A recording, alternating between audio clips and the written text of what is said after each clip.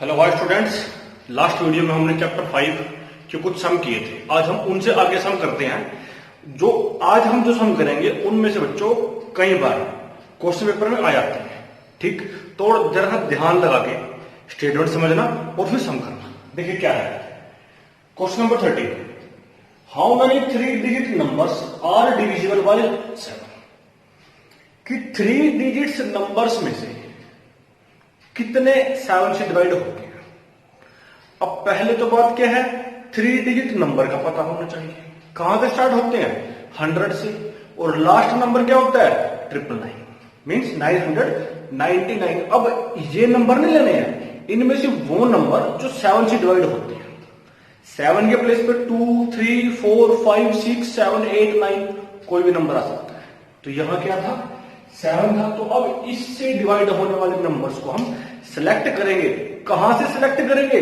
जो 3 digits number आएंगे। अब देखें 3 डिजिट्स नंबर आर, ये हमने सारे लिख दिए। सिर्फ 3 डिजिट नंबर। अब इनमें से सिलेक्ट करते हैं कि 7 से डिवाइड कौन कौन होता है। 100 को चेक करेंगे, ये नहीं होगा। फिर 101, 102, हम ऐसे सभी को चेक करेंगे। अगर 7 से कंप्लीट डिवाइड हो जाता है तो वो नंबर इस कंडीशन को फुलफिल करेगा। तो हमने देखा 3 digit numbers which are divisible by 7 are. 7 से डिवाइड होने वाले नंबर फर्स्ट क्या आता है? 105। फिर 7 ऐड करते चले जाएंगे और लास्ट इसको 7 से डिवाइड करेंगे, नहीं होगा। फिर 998 लेके आएंगे, फिर 97 आएगा, फिर 96, ऐसे कौन सा आएगा? 994। तो बच्चों अब ये हमारे पास नंबर्स आ गए। ये यहां से 105, 1012, 105, 112, 119 up to 994।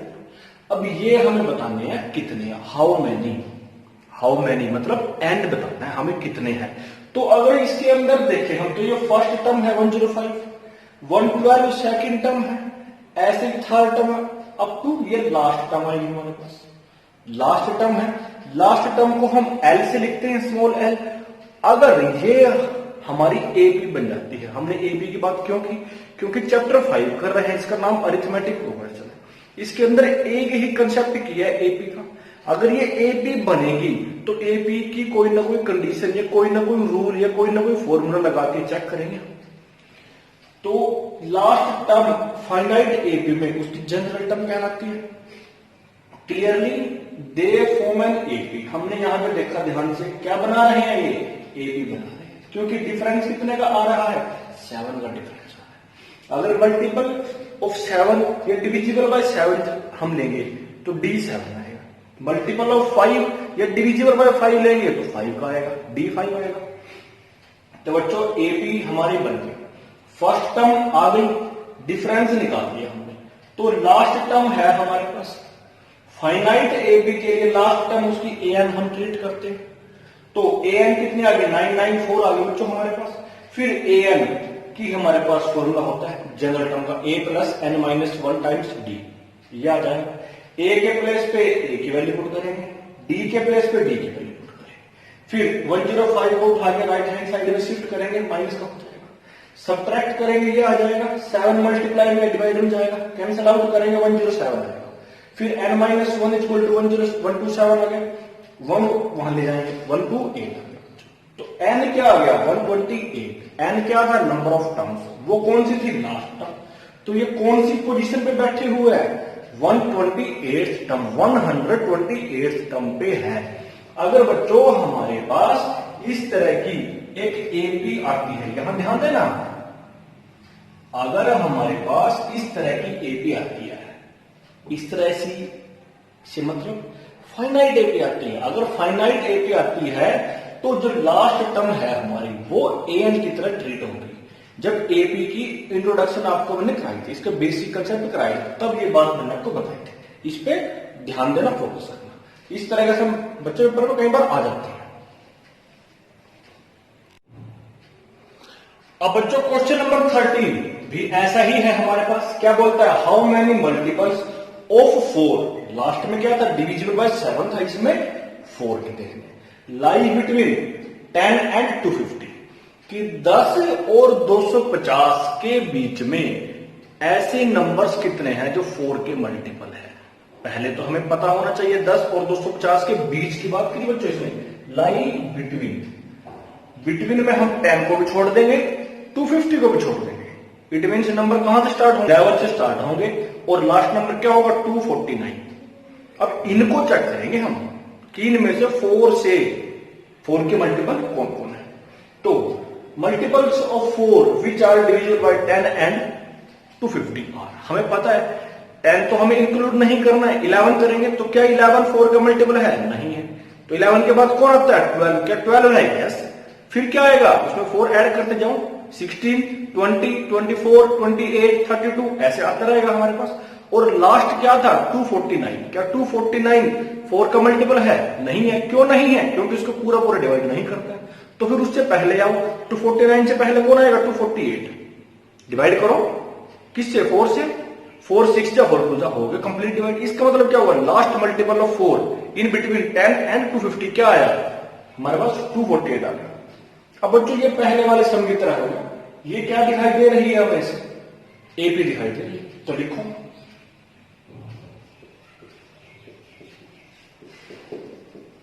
Clearly it seems an AP. AP है तो बच्चों यहां से फर्स्ट टर्म क्या आ जाएगी, जो फर्स्ट पोजीशन पे होगी इट मीन 12 आ जाएगी। अगर इसके बाद हम कॉमन डिफरेंस कैलकुलेट करते हैं तो बच्चों को तो आप लोग खुद भी निकाल सकते हो, या जिसका मल्टीपल होगा या जिससे डिवाइड होगा वही आएगा। वेरीफाई करने के लिए 2 टर्म लेना, सब्ट्रैक्ट कर देना। लास्ट टर्म है हमारे पास, लास्ट टर्म बच्चों एल से रिप्रेजेंट करेंगे क्या आएगी 248 आएगी। एपी फाइनाइट है, बिल्कुल सेम टू सेम काम बच्चों लास्ट टर्म की तरह करना है। 4 फाइनाइट एपी। फाइनाइट एपी के लिए क्या होता है, लास्ट टर्म किसे ट्रीट करते हैं एन को। इसका मतलब क्या हुआ L is equal to A N हो जाएगा। L is equal to A N होगा। अब लास्ट टर्म हमारे पास 250 है तो हम यहां से क्या लगा लेंगे A N is equal to 248। अब पता ही आपको ए एन की वैल्यू हम निकाल देंगे a plus n minus 1 times b is equal to 248। A की वैल्यू पुट करेंगे बच्चों 12, यहां पे देते हैं हम ए की value put plus N find out करना है, डी निकाल रखा है 4 इज इक्वल टू 248। 12 को उठा के ले जाओ बच्चों राइट हैंड साइड में, तो यहां ये कैसा है प्लस का है, वहां जाके माइनस का हो जाएगा। तो कितना बनेगा ये हमारे पास 12 माइनस कर दो 236, 4 बटे डिवाइड में जाएगा, डिवाइड में चला जाएगा। अब डिवाइड कर दोगे 4 1 जा 4 5 जा 20, 23 बाय 20 माइनस करेंगे आएगा 3 आएगा, ऊपर से 6 आगे 36 हो गया, 4 9 जा 36। तो बच्चों n माइनस 1 कितना आ गया 59 आ गया। But we have to find out n, so n is equal to 60। इसका मतलब क्या होगा, how many terms of 4 in between this and this, 60 terms. 60 terms तो लिख दो बच्चों यहां पे does 60 terms lies in between 10 and 250 which are multiple of किसके मल्टीपल है 4 के मल्टीपल है। तो बच्चों ये हो गया बिल्कुल सिंपल सम, पेपर में आता है, इस तरह के सम पेपर में आ जाते हैं।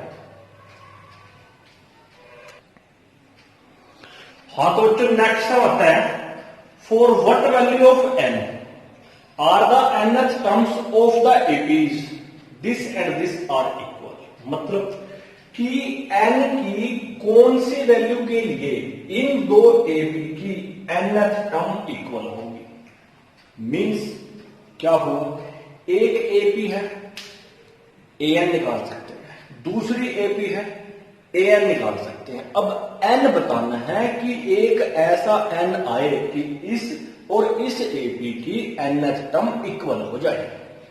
एपी है ए और डी निकल जाएगा, ये भी एपी है ए और डी निकल जाएगा। nth टर्म निकालने के लिए कंडीशन क्या है, इक्वल होनी चाहिए कौन nth टर्म।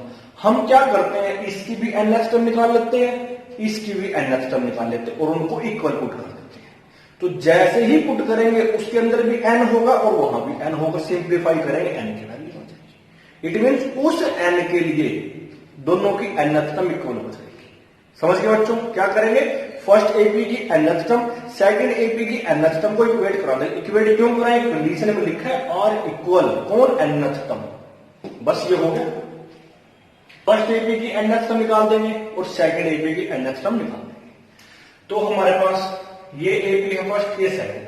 फर्स्ट एपी की फर्स्ट टर्म क्या आएगी 63 और कॉमन डिफरेंस क्या आ जाएगा, उसको d1 लेट कर लेते हैं। तो 65 माइनस 63 क्या आ गया, 2 आ गया। फिर ऐसे ही सेकंड एपी में से निकालते हैं फर्स्ट टर्म, उसको b1 लिख लेते हैं या उसको कैसे करते हैं, कैपिटल A1 लिख लेते हैं। क्या है हमारे पास 3, इसके अंदर कॉमन डिफरेंस आएगा, उसको कैपिटल D लिख लेते हैं। ये क्या आ जाएगा 65 माइनस 60, सॉरी क्या आएगा 10 माइनस 3, ये बन जाता है 7। अब एक कंडीशन क्या है, दोनों की nth टर्म इक्वल है, लिख लेते हैं बच्चों यहां पे, if nth term of both APs are equal, अगर इक्वल है तो फर्स्ट की nth टर्म an आएगी और सेकंड AP की कैपिटल an आ जाएगी। तो यहां क्या बनेगा, ये a plus n minus 1 times d और ये क्या बनेगा a plus n minus 1 times d। Capital और स्मॉल लिखे हमने फर्स्ट और सेकंड को रिप्रेजेंट करने के लिए। तो स्मॉल a क्या है हमारे पास 63 और स्मॉल d क्या है 2, कैपिटल A क्या है 3 और कैपिटल D क्या है हमारे पास 7। तो ये आ गया बच्चों, इसको जरा सॉल्व करते हैं। क्या आएगा 63, 2 से मल्टीप्लाई कराएंगे 2n माइनस 2, 3 7 से कराएंगे तो ये आ जाएगा। तो यहां पे 2n है 63 माइनस 2 61, 7n 3 माइनस 7 माइनस 4। अब क्या करेंगे हम 63 यहां है, माइनस 4 को उठा के यहां ले लेंगे और 2n को उठा के राइट हैंड साइड में शिफ्ट कर देंगे। तो बच्चों ये क्या बन गया 65 और ये क्या आ गया 5 है। तो यहां से हम इसकी वैल्यू निकालते हैं, बाय में 5 चला जाएगा। तो n की वैल्यू क्या आ गई बच्चों 13। इसका मतलब क्या हुआ इस एपी की और इस एपी की 13th टर्म इक्वल है। It means 13th term of first AP and 13th term of second AP are equal. तो यहां लिखते हैं बच्चों हम 13th term of both the AP are equal.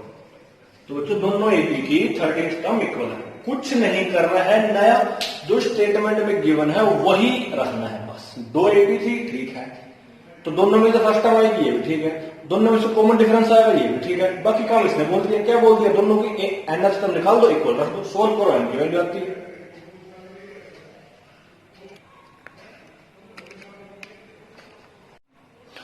बच्चों नेक्स्ट हम देखें determine the AP. AP find out करने हैं। पहली बात हम एपी को कब फाइंड आउट कर सकते हैं, जब हमें फर्स्ट टर्म और कॉमन डिफरेंस पता हो तब फाइंड आउट कर सकते हैं। जी हाँ, यही काम हम यहां करेंगे, फर्स्ट टर्म को निकाल देंगे और कॉमन डिफरेंस निकाल देंगे। अब ये कैसे निकालेंगे, स्टेटमेंट में कुछ गिवन होगा, देखिए क्या है, whose third term is 16, third term तीसरी टर्म 16 है and the seventh term exceeds the fifth term by 12। Seventh term fifth term से 12 ज्यादा है, 12 ज्यादा है, कोई बात नहीं, देखते हैं। फर्स्ट ऑफ ऑल क्या करते हैं, वही ए और डी लेके आते हैं। Let A and D are the first term and common difference. बच्चों पूरा लिखना ना, तो हमारे पास थर्ड टर्म आती है, थर्ड टर्म मीन्स A3 कितने दे दी बच्चों इसने 16 दे दी है हमारे को। थर्ड टर्म का मतलब क्या होगा, a plus 2d is equal to 16, नहीं डैश इक्वेशन नंबर 1 आ गया। सेकंड क्या, सेवंथ टर्म इज, ये लिख दी हमने seventh is means is equal to seventh term is equal to exceeds ज्यादा है किससे, फिफ्थ टर्म से, तो यहां पे फिफ्थ टर्म लिख दो। कितनी ज्यादा है, ज्यादा के प्लस करते हैं ना, 12 ग्रेटर। अब इसको मैथमेटिकली लिखो, seven term means A7, fifth term means A5 plus 12। A7 क्या लिखेंगे, A प्लस 6D, A5 क्या हो जाएगा, A plus 4D plus 12। A से बच्चों A कैंसल आउट हो जाएगा, 4D को उठा के लेफ्ट हैंड साइड में ले आओ, यहां क्या रखा है 12, तो कितना बच गया बच्चों, 2D इज इक्वल टू 12, तो D कितना आ जाता है, 6 आता है। अपने को तो A भी चाहिए, क्या करेंगे, D को पुट कर देंगे क्वेश्चन नंबर 1 में, कर देते हैं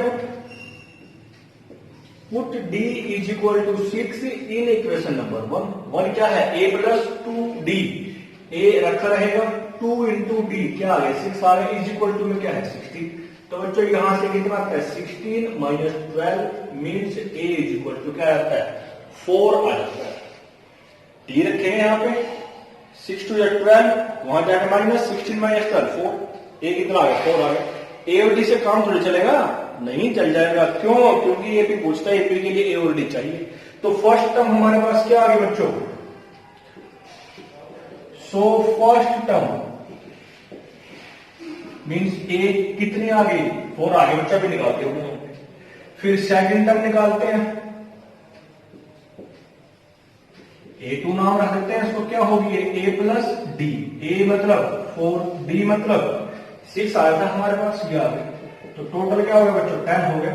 फिर क्या निकालते हैं, थर्ड टर्म निकाल देते हैं, थर्ड टर्म भी जानते हैं A3 होगी, क्या होती है A प्लस 2D, तो A 4 2 इंटू डी क्या है 6 है, तो बच्चों 6 टू 12 प्लस 4 16, 4 A5 A6 सभी निकाल सकते हैं, तो ए पी क्या बन जाएगी 10, AP इज 4, 10, 16, 22, 28 आते रहेगी हमारे पास। ये देखो बच्चों वेरी सिंपल सम है, क्या दिया, थर्ड टर्म की A3, ये देखिए सेवंथ टर्म फिफ्थ टर्म से 12 ग्रेटर है, सेवंथ टर्म फिफ्थ टर्म से 12 ग्रेटर, A7 रखा A5 रखा, कुछ कैंसल आउट हुआ, एक वैल्यू आई, पुट करी दूसरी आई, आंसर आ गया।